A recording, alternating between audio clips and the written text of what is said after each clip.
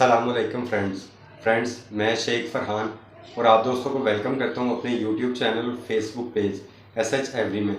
Friends, आज की इस वीडियो में आप लोगों को बताने वाला हूं कि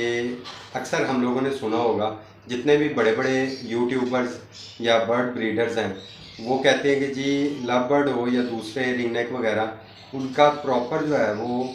सीज़न जो है वो स्टार्ट होता है नवंबर या दिसंबर से जाकर। तो आप लोगों ने अक्सर नोट किया होगा कि हम लोग जितने भी ज़्यादातर फैंसियर जो हैं वो नवंबर दिसंबर का इंतज़ार नहीं करते बर्ड का ब्रीडिंग सीज़न स्टार्ट करने के लिए।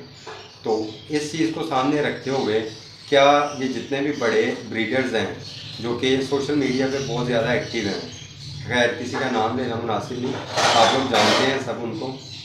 क्या वो बड़े बड़े ब्रीडर्स जो हैं वो झूठ बोलते हैं? क्या वाकई बर्ड का जो है वो ब्रीडिंग सीज़न नवंबर दिसंबर से पहले स्टार्ट हो जाता है या नवंबर दिसंबर में स्टार्ट होता है? आज इसी टॉपिक के ऊपर जो है आप लोगों को तफसील से जो है वो इन्फॉर्मेशन देने वाला हूँ। इसी इन्फॉर्मेशन में आपको ये भी पता चल जाएगा कि हमें प्रॉपरली बर्ड का ब्रीडिंग सीज़न स्टार्ट कब से करना चाहिए, किस महीने से स्टार्ट करना चाहिए और कब तक जो है उसको जारी रखते हुए और कब उसका अख्ताम करना चाहिए। तो चलें फ्रेंड, वीडियो की तरफ चलते हैं। अच्छा फ्रेंड, सबसे पहले एक चीज़ जो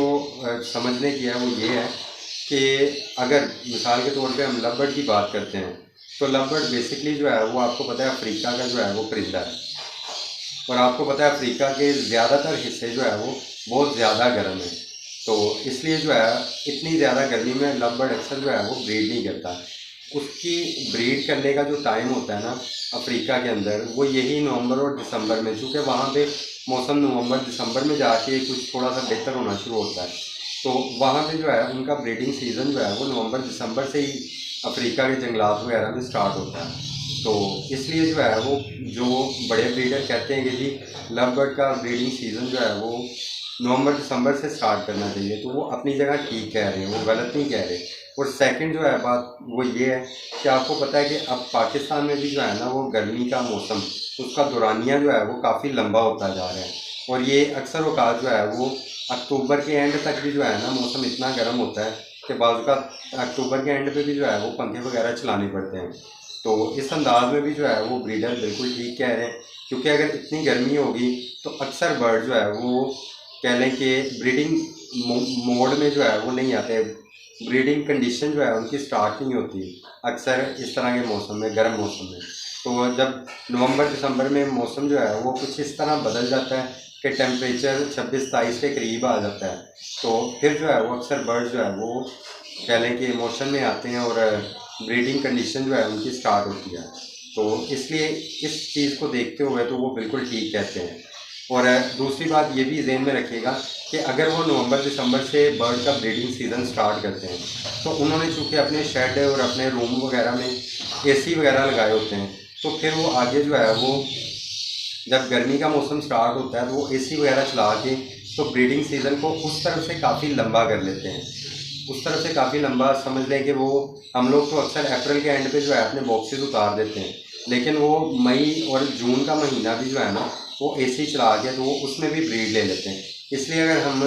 देखें तो वो अगर इधर से जो है 1-2 महीने लेट स्टार्ट करते हैं तो वो अगली तरफ से जो है 1-2 महीने जो है वो लंबा ब्रीडिंग सीज़न को AC वगैरह चला के वो ले जाते हैं। अब ये तो बात होगी उन बड़े ब्रीडर्स की कि जो इस तरह बात कहते हैं, लेकिन अब चूँकि आप और मैं कॉमन ब्रीडर्स हैं, हम लोग AC वगैरह का अखराजात जो है वो बर्दाश्त नहीं कर सकते, और ना ही हम लोगों ने इतनी हैवी म्यूटेशन लगाई होती हैं कि हम उनके अखराजात जो है वो हैवी म्यूटेशन बेच के तो वहाँ से निकाल सकें। तो हम लोगों ने क्या करना है, हम लोगों ने अपने बर्ड्स का ब्रीडिंग सीज़न कब से स्टार्ट करना है, तो उसकी समझ लें कि जो मेरा एक एक्सपीरियंस है 5-6 साल का, वो यही कहता है कि अगर हम लोग जो है अपने बर्ड्स को सितंबर के स्टार्ट में यानी आप आजकल के मौसम को देखते हो जी, सितंबर की यकम को जो है अगर आप बॉक्सेस वगैरह इंस्टॉल करना शुरू कर देते हैं तो बर्ड जो है वो बॉक्सेस की तरफ अट्रैक्ट होते हैं, उसके अंदर अपनी नेस्टिंग वगैरह बनाते हैं। इसमें कम से कम जो है वो 15 से 20 दिन 25 दिन जो है वो बर्ड ले जाते हैं, कुछ बर्ड 1 महीना भी ले लेते हैं। लेकिन उसमें ये बेनिफिट होता है कि ये सितंबर का 1 महीना जो है ये बर्ड के तैयार होने के लिए, जब वो बॉक्सेस वगैरह देखता है वो खुद जो है वो तिनके वगैरह बॉक्स में ले जाके अपना नेस्ट वगैरह बनाना शुरू करता है, तो वो इस 1 महीने के अंदर जो है वो ब्रीडिंग कंडीशन में आ जाता है। तो फिर जैसे ही सितंबर का महीना दरमियान में आता है या एंड के करीब पहुंचता है, तो अक्सर जो है बर्ड्स वो ब्रीडिंग मोड में आ चुके होते हैं, और वो कुछ बर्ड तो जो है वो अंडे वगैरह भी ले करना शुरू कर देते हैं। और नतीजे के तौर पे सितंबर के एंड से हमारे पास जो है वो ब्रीडिंग सीज़न जो है वो एक तरह से प्रॉपरली स्टार्ट हो जाता है। मेरा एक्सपीरियंस तो यही कहता है कि हमें 1 सितंबर से जो है ना अपना ब्रीडिंग सीज़न स्टार्ट करना चाहिए। तो उसके बाद इस ब्रीडिंग सीज़न को हमने कब तक लेके चलना है, ये बात हम अपने पास ब्रीडिंग सीज़न जो है वो अक्सर समझ लें कि अप्रैल के एंड पे, यानी अप्रैल के मिड से जो है ना, या मैं अपनी बात करूं तो मैं अप्रैल की यकम से ये देखना शुरू कर देता हूं कि जिस बॉक्स में अंडे या बच्चे नहीं हैं उस बॉक्स को उतारना शुरू कर देता हूँ फर्स्ट यकम से ही। इससे ये होता है कि तमाम बॉक्सेस वगैरह उतरते उतरते जो है ना, समझ लें कि अप्रैल की एंड हो जाती है या मई की कह लें 10-15 तारीख तक जो है वो मेरे शेड में से तमाम के तमाम बॉक्सेस जो है वो उतर चुके होते हैं। इससे मुझे ये बेनिफिट होता है कि मुझे बहुत ज़्यादा एक्स्ट्रा जो है वो बर्ड्स को ठंडा रखने के लिए ना तो बहुत ज़्यादा जो है वो कह लें एसी चलाने की ज़रूरत पड़ती है, ना बहुत ज़्यादा कूलर वगैरह लगाने की ज़रूरत पड़ती है। सिर्फ नॉर्मल अंदाज में जो है उनकी वेंटिलेशन और हल्की फुल्की जो है उनकी कूलिंग का सिस्टम ऐड करके तो मैं उनको जो है वो गर्मियों का पूरा सीज़न जो है वो इसी तरह ही बिना बॉक्सेस के जो है उन्हें कह लें कि ऐश करने देता हूँ, और वो दोबारा से अपने ब्रीडिंग सीज़न की तैयारी के लिए जो है ना वो 4 महीने जो बनते हैं दरमियान में, जून, जुलाई, अगस्त, हाँ, और ये सितंबर, ये 4 साढ़े 4 महीने जो है ना ये अपने ब्रीडिंग सीज़न की तैयारी के लिए जो है वो अपने पास समझ लें उनके पास खुले 4 महीने होते हैं, और वो इसमें बहुत ज़बरदस्त किस्म की ब्रीडिंग जो है वो मोड में आ जाते हैं, अपने आप को विटामिन, कैल्शियम वगैरह, मिनरल वगैरह से अच्छी तरह लोड कर लेते हैं। और जैसे ही ब्रीडिंग सीज़न स्टार्ट होता है तो फिर माशाल्लाह उनका जो है बड़ा ज़बरदस्त जो है वो स्टार्ट हो जाता है। एक समझ लें कि ब्रीडिंग मोड जो है वो बहुत अच्छा स्टार्ट हो जाता है। और एक और चीज़ ध्यान में रखिएगा, कुछ दोस्त जो है वो 1 अगस्त से ही जो है वो बॉक्सेस लगाना शुरू कर देते हैं। जो दोस्त 1 अगस्त से बॉक्स लगाते हैं वो इस चीज़ को हमेशा नोट करें कि 1 अगस्त को हमारे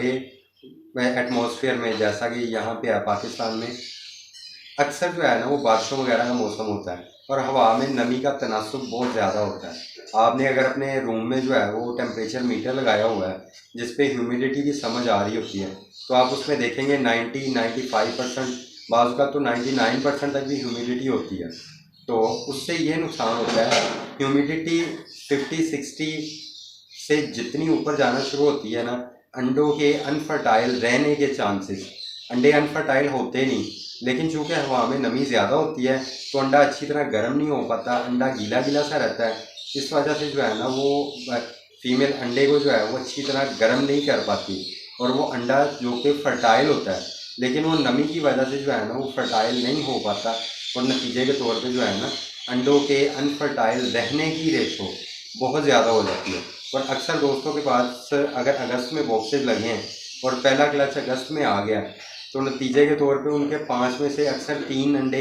4 अंडे, 2 अंडे लाजमी तौर पर अनफर्टाइल रह जाते हैं, और नतीजे के तौर पे जो उन्होंने एक अच्छा जो है पहला क्लच लेना होता है उसमें से 50% उनका ज़ाया हो जाता है। तो मेरा आप दोस्तों को यही मशवरा है कि आप 1 सितंबर से स्टार्ट करें ब्रीडिंग सीज़न, और उसको जो है वो अप्रैल के एंड पे ख़त्म करने की कोशिश करें। इससे आपको